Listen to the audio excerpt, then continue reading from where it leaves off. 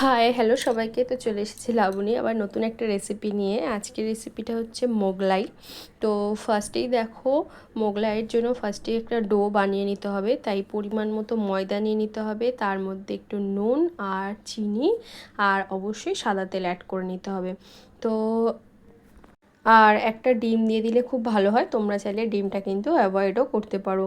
তো ডিমটা দিলে ভালো হয়। তো ভালো করে কিন্তু ডোটাকে বানিয়ে নিতে হবে।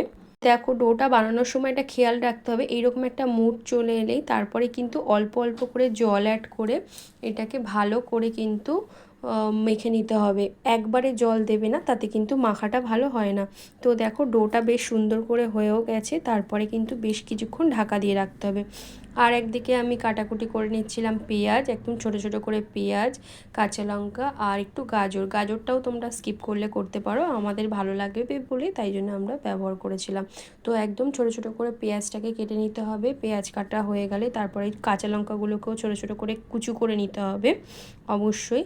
তো যারা আমার মতো কুড়ে রয়েছে তারা অবশ্যই কাঁচি দিয়ে এরকমভাবে সুন্দর করে কেটে নিতে পারো। কাঁচি দিয়ে কিন্তু বেশ কাটাটাও ভালো হয়, আর ঝালটা অতটা লাগে না হাতের মধ্যে। তো তোমরা চাইলে কিন্তু এরকমভাবে করেও নিতে পারো। যাই হোক, পেঁয়াজ, কাঁচা লঙ্কা আর গাজরটাকে কিন্তু কেটে নিতে হবে। গাজরটা চাইলে স্কিপ করতে পারো তোমরা। গাজরটা অবশ্যই ভালো করে গ্রেট করে নিতে হবে। তো দেখো, কাটা কমপ্লিট হয়ে গেছে। এবার গাজরটাকেও ভালো করে গ্রেট করে নিচ্ছি।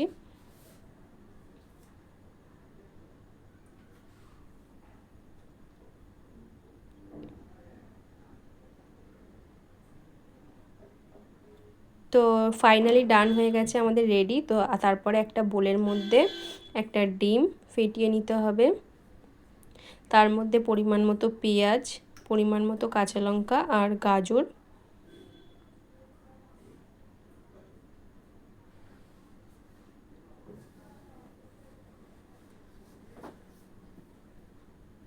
আর অল্প একটুখানি নুন।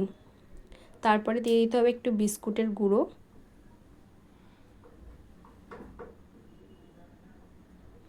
এবার ভালো করে ফেটিয়ে নিতে হবে। তো বিস্কুটের গুঁড়োটা কমই ব্যবহার করো। এরপরে বেলে রাখা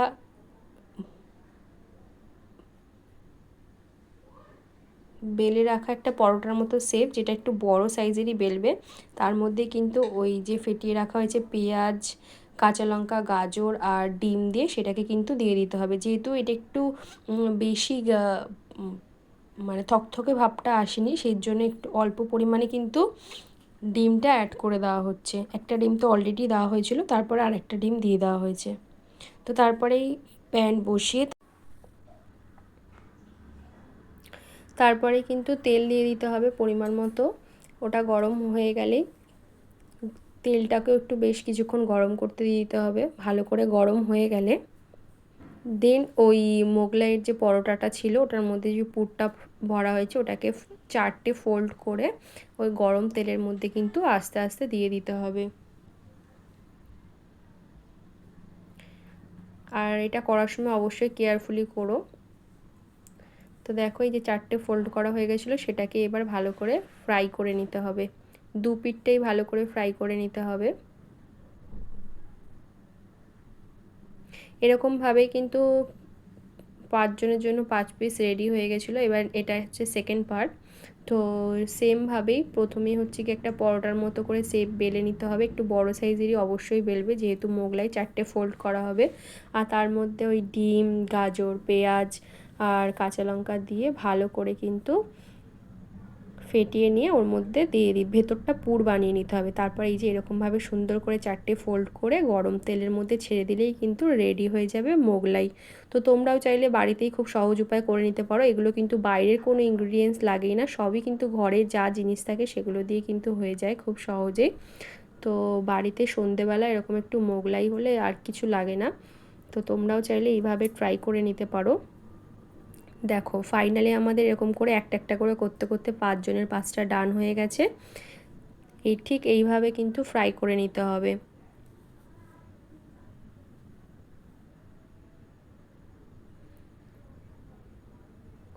প্রত্যেকটা এইভাবে এপিট ওপিট করে ভেজে নিতে হবে। ভেজে নেওয়ার পরেই কিন্তু মোগলাই ডান হয়ে যাবে। দেখো ফাইনাল এরকম একটা লুক চলে আসবে। ব্যাস এটাকে কিন্তু কাট করে নিতে হবে সুন্দর করে 6টা পিস করে। তোমরা চাইলে নাও করতে পারো, তবে পিস করলে দেখতে ভালো লাগে। তো মোগলাই আর সাথে একটু সস, ব্যাস আর কিছু চাই না। তো এরকম আরও নতুন নতুন ভিডিও দেখতে হলে অবশ্যই দেখতে থাকবে আমার ভিডিও। আরও নতুন নতুন ভিডিও অবশ্যই আসবে। তো দেখা হচ্ছে নেক্সট একটা ভিডিওতে। টাটা।